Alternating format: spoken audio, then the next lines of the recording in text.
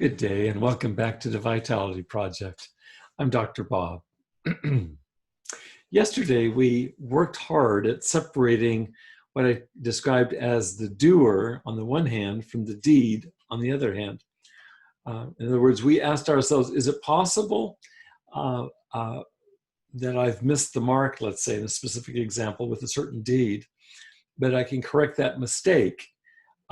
Is it possible to do that? Or instead, do I get it mixed up with the doer being a failure, and maybe the doer should never have even tried, even to begin with?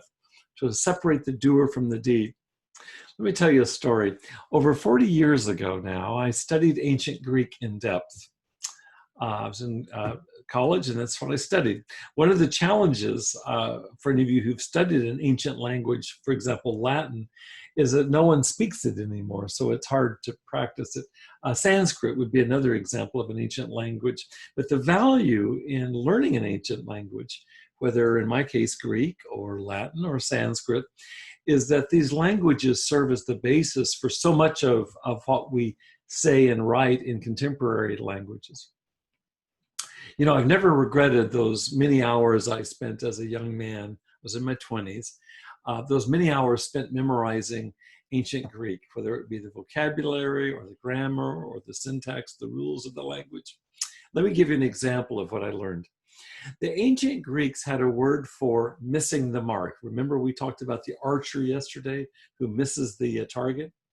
Well, the Greeks had a word for this, and it's translated into our modern English as this word, hamartia. Now, hamartia happens to be the same word that's used in the Christian New Testament to indicate sin. So the word hamartia, whenever you see the word sin in the New Testament, it's translated from the Greek origin of hamartia. So think about this for a second. Sin equals hamartia, and hamartia equals missing the mark. So think back to yesterday's exercise, or actually yesterday's conversation, where we discussed another ancient philosopher. He happened to be from China. This is Lao Tzu. And he discussed, in the poem that I shared with you, he discussed missing the mark. Now, if Lao Tzu had been Greek, he would have used the word hamartia to describe what he was talking about. So for today, I want you to think of a time where you may have missed the mark, hamartia. And then I want to ask you, were you able to correct your mistake?